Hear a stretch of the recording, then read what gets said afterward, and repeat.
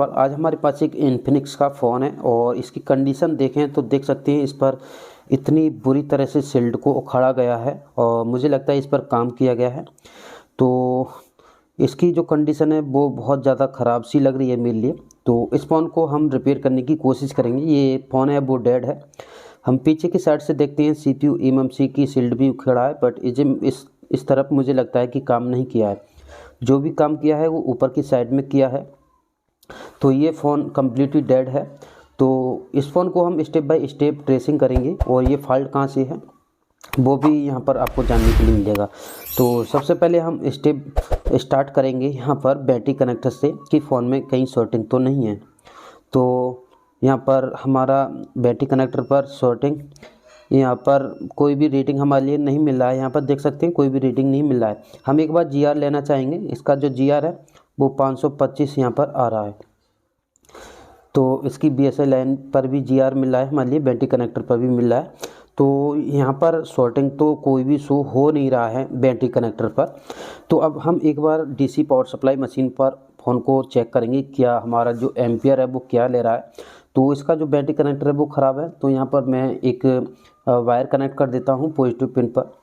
तो ये completely dead है। तो हमारे लिए BSI लाइन शॉर्ट करने की ज़रूरत नहीं है क्योंकि ऑन तो हो ही नहीं रहा है ये फ़ोन जब इस पर काम किया है। तो हमारे लिए बस ये रीडिंग चेक करना है कि ये रीडिंग क्या ले रहा है। तो यहाँ पर मैंने जंपर कर लिया है। एक पिन को हम ग्राउंड करेंगे और दूसरी को हम प्लस पर हम लगाएंगे यहाँ पर।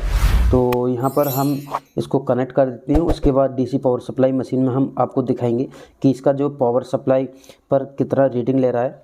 तो यहाँ पर अभी मैं ये USB 2 चेक देखना बारीकी से, यहाँ पर कोई एम्पियर लेता है नहीं लेता है। तो अभी कोई एम्पियर नहीं ले रहा है। अब यहाँ पर मैं पावर बटन को टच करता हूँ तो ये अभी भी कोई भी एम्पियर नहीं ले रहा है, यानी कि ये कोई भी एम्पियर है वो यहाँ पर लोड नहीं ले रहा है। तो हम यहाँ पर अब इसका चेक करेंगे यहाँ पर BPH बनना है या नहीं बनना है, क्योंकि हमारे फ़ोन में BPH बनना होगा तो ज़रूर DC पावर सप्लाई मशीन में एम्पियर लेगा। तो इसके लिए हम इसके मदरबोर्ड को इसके फ्रेम में लगाकर चार्जिंग कनेक्ट करेंगे क्योंकि ये फ़ोन तो डेड है। तो हम इसका जो BPH है वो चेक करेंगे। BPH यहाँ पर एक चीज़ और दिखाना चाहूँगा, यहाँ पर विदाउट बैटरी के मैंने चार्जिंग लगाया है तो यहाँ पर ऑटो करंट ले रहा है, 44 पर ले रहा है इसका चार्जर। तो मुझे लगता है कि BPH इसका शॉर्ट भी हो सकता है क्योंकि विदाउट बैटरी के इतना एम्पियर नहीं लेना चाहिए डेड फ़ोन। ऑन फ़ोन है तो कुछ फ़ोन लेते हैं, ऑन फ़ोन में तो लेते हैं, MI के फ़ोनों में भी है और इन्फिनिक्स के भी कुछ कॉलकॉम वाले फ़ोनों में भी देखने के लिए मिलता है, बट ये फ़ोन डेड है। तो यहाँ पर बैटरी कनेक्ट पर हमारे लिए कोई भी वोल्टेज नहीं मिल रहा है। BPH की ये कैपेसिटर है, यहाँ पर 3-4 ये कैपेसिटर दे रखी है, ये BPH है। तो ये BPH पर भी हमारे लिए कोई भी वोल्टेज नहीं मिल रहा है। तो अब यहाँ पर हम चेक करेंगे BPH लाइन कहीं शॉर्ट तो नहीं है क्योंकि इस पर काम किया है। तो हो सकता है कि शॉर्ट हो क्योंकि ऑटो पावर चार्जिंग पर ले रहा है। तो उस कंडीशन में हमारा BPH half short full short भी हो सकता है। तो यहाँ पर हम चेक करेंगे इसकी BPH की जो पावर IC पर हमारे कैपेसिटर हैं। वैसे इसका BPH जो चार्जिंग IC है वो पीछे की साइड है, उस पर शील्ड नहीं उखड़ा है, बट हम ऊपर से ही चेक कर लेते हैं पहले। तो ये हमारे BPH के कैपेसिटर हैं सारे। तो हम पहले इसकी रीडिंग लेंगे। देख सकते हैं सारे कैपेसिटर पर हमारी बीप मिल रहा है और यहाँ पर भी एक कंपोनेंट है वो मिसिंग है। वो देख लेते हैं अपनी बोनी स्कीमेटिक डायग्राम में कि ये कौन सा कंपोनेंट है। साइज के हिसाब से मुझे लगता है कि कॉल लग रहा है और ये किस काम के लिए है तो वो यहाँ पर हम देख लेते हैं। तो यहाँ पर हम इसका मॉडल स्कीमेटिक में देखेंगे। इसमें हार्डवेयर सॉल्यूशन से कोई फ़ायदा नहीं होगा क्योंकि मुझे लगता है कि पता नहीं किस काम का है ये, तो हार्डवेयर सॉल्यूशन में दिया ना हो। तो हम स्कीमेटिक डायग्राम को ही खोलेंगे और वहाँ से हम समझेंगे कि ये कंपोनेंट है वो मिसिंग है, किसी ने तोड़ा है, क्यों तोड़ा है वो यहाँ पर हमारे लिए पता चल जाएगा। तो यहाँ पर हमने लेआउट खोल लिया और स्कीमेटिक भी खोल लिया।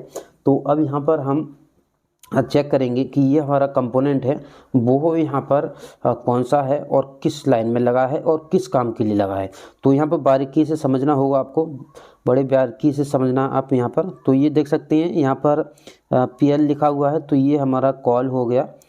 तो यहाँ पर देख सकते हैं यहाँ पर ये वाला कॉइल लगा हुआ है और ये हमारा है फ्रंट कैमरा फ्लैश एलईडी, यानी कि जो ऊपर की साइड में फ्रंट कैमरा है वहाँ पर ये लगा हुआ है फ्लैश लाइट के लिए। और इसकी जो 1 हेनरी का यहाँ पर कॉइल लगा हुआ है, तो यहाँ पर हमारे लिए पता चल गया। तो इससे हमारे लिए ज़्यादा कुछ प्रॉब्लम तो नहीं है, फ्लैश लाइट नहीं जलेगी, इसे नहीं लगाएंगे। और इस पर जो लाइन आ रही है वो हमारी बीपीएस से आ रही है, देख सकते हैं यहाँ पर बीपीएस से आ रही है।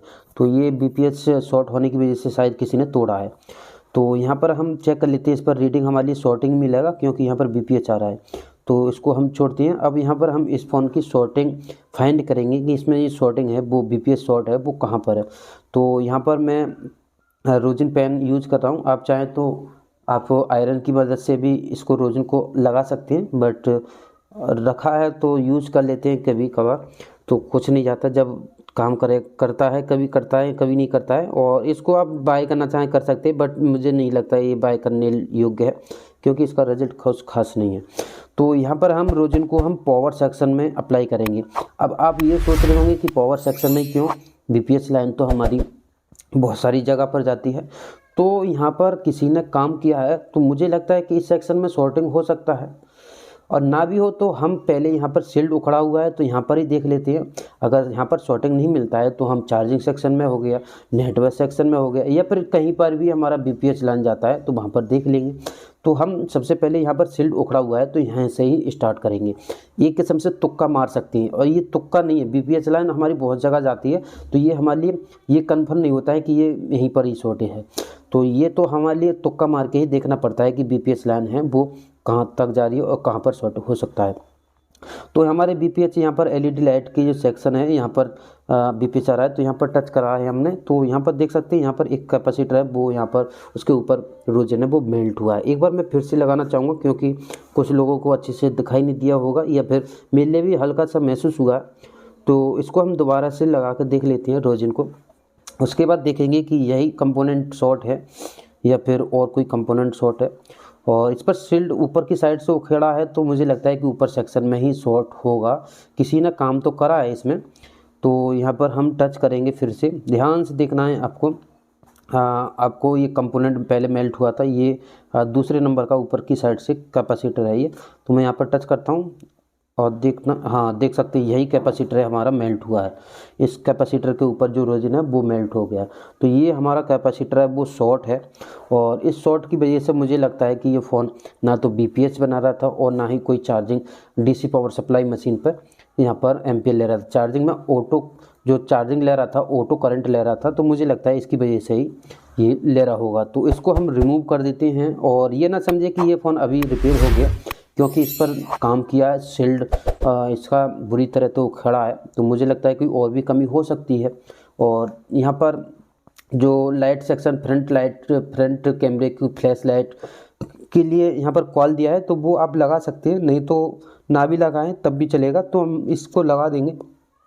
एक बार हम यहाँ पर हमने कैपेसिटर को रिमूव किया है, यहाँ पर रीडिंग चेक करेंगे। तो यहाँ पर देख सकते हो ओवल हो गया, पहले शॉर्ट दिखा रहा था, तो यहाँ पर भी हमारा ओवल आना चाहिए। हाँ, अब यहाँ पर जीआर लेते हैं एक बार, जीआर क्या मिल रहा है हमारे लिए। तो ये भी बीपीएच है, ये 412, और यहाँ पर भी हमारे लिए जीआर मिल रहा है। तो कोई नहीं, हमारा फ़ोन है, मुझे लगता है कि शॉर्टिंग तो ख़त्म हो गया है यहाँ पर। अब फ़ोन है वो ऑन होना चाहिए। तो यहाँ पर हम चेक कर लेते हैं इस फ़ोन को कि पहले जो चार्जिंग पर ऑटो करंट ले रहा था वो ले रहा है, और हमारा बीपीएस बना है या नहीं बना है। बीपीएस बनना बहुत ही ज़्यादा ज़रूरी है, अगर बीपीएस नहीं बनेगा तो फ़ोन कभी भी ऑन नहीं होगा। तो यहाँ पर हम चार्जिंग को फिर से लगा देंगे और फ़ोन में हम चेक करेंगे कि बीपीएस बना है या नहीं बना है। अब यहाँ पर ऑटो करंट तो नहीं ले रहा है, मैं यहाँ पर आपको नहीं दिखा रहा क्योंकि आप खुद समझ जाएंगे। पहले बीपीएच नहीं बनना था, बैटरी कनेक्टर पर कोई भी वोल्टेज नहीं आ रहा था। तो हम सबसे पहले बैटरी कनेक्टर वोल्टेज चेक करेंगे, उसके बाद चेक करेंगे कि हमारा बीपीएच है वो बनना है या नहीं बनना है। तो यहाँ पर आप ध्यान से देखना है, यहाँ पर मैं कैमरे को फोकस कर लेता हूँ अच्छे से क्योंकि आप लोगों को अच्छे से दिखाई दे जाए। तो यहाँ पर थोड़ा सा फोकस नहीं कर रहा कैमरा, चलो जो भी आपको दिखाई दे जाएगा, मल्टीमीटर तो दिख रहा है। तो यहाँ पर बैटरी कनेक्टर के पॉजिटिव पिन पर देखते हैं तो यहाँ पर 4 वोल्ट कुछ आ रहा है, यहाँ पर फ्लक्चुएट हो रहा है, और बीपीएच पर भी फ्लक्चुएट हो रहा है, वोल्टेज आने लगा है। वो इसलिए फ्लक्चुएट हो रहा है कि इस पर बैटरी है वो कनेक्टेड नहीं है। यहाँ पर मैंने वीडियो को रोक कर यहाँ पर हम कॉल को लगा लिया है, यहाँ पर देख सकते हैं। और कॉल भी जुगाड़ से लगाया है, क्योंकि यहाँ पर हमारा जो इन्वर्टर है वो डाउन हो गया था, क्योंकि इस काम को मैं इवनिंग में कर रहा था। तो मैंने पहले ही बताया था वीडियो नहीं आ रही है, वो इसलिए कि लाइट प्रॉब्लम है। तो यहाँ पर आप आवाज़ सुन सकते हैं कि हमारी जो इन्वर्टर है वो बीप दे रहा है। तो इस फ़ोन को हम कल देंगे कस्टमर को, क्योंकि इस पर अभी हमारा काम रह गया है। जो कॉइल है वो यहाँ पर लग नहीं पाई है। तो यहाँ पर हम फ़ोन को ऑन करके देख लेते हैं एक बार कि हमारा फ़ोन है वो ऑन हो रहा है या नहीं हो रहा है। और जो कॉइल से तो कोई ज़्यादा बड़ा मसला नहीं है। तो यहाँ पर वाइब्रेट आया, बट डिस्प्ले में कुछ नहीं दिखा रहा। तो मुझे लगता है कि इसका डिस्प्ले शायद प्रॉब्लम हो सकता है, मदरबोर्ड में भी दिक्कत हो सकता है, या फिर इसके कनेक्टर में भी दिक्कत हो सकता है। तो एक बार मैं दबा के देखता हूँ इसको अच्छे से, उसके बाद ऑन करता हूँ। तो ये यहाँ पर ऑन नहीं हो रहा, क्योंकि पावर बटन है, शायद पावर की जो लाइन है वो उठा हुआ है इधर से सिरा। तो मैं फिर से पूरा मदरबोर्ड को अच्छे से दबा लेता हूँ। इसका जो कनेक्टर है वो शायद मुझे लगता है कि लूज है, क्योंकि बैटरी कनेक्टर भी टूटा हुआ है। तो फ़ोन ऑन करता हूँ इस बार। हाँ, देख सकते हैं डिस्प्ले आ चुका है यहाँ पर। इसका जो कनेक्टर है वो शायद लूज है। चलो वो उसको हम बाद में रिपेयर कर देंगे, अभी तो थोड़ा सा लाइट प्रॉब्लम है। तो देख सकते हैं हमारा फ़ोन है वो ऑन हो रहा है। यहाँ पर हमारा एक कैपेसिटर शॉर्ट होने की वजह से हमारा फ़ोन है वो ऑन नहीं हो पा रहा था, और किसी दूसरे शॉपकीपर ने इस पर कहाँ ना काम किया। तो सही तरीके से काम करना चाहिए। यहाँ तक देख सकते हैं हमारा पूरा फ़ोन ऑन हो चुका है, डिस्प्ले थोड़ा गड़बड़ कर रहा है। तो कोई नहीं, आप ट्रेसिंग अच्छे से करा करें। तो आज के लिए इतना ही। इस वीडियो को ज़्यादा लाइक कर देना, चैनल पर नहीं तो चैनल को सब्सक्राइब कर लेना। मिलते हैं नेक्स्ट वीडियो।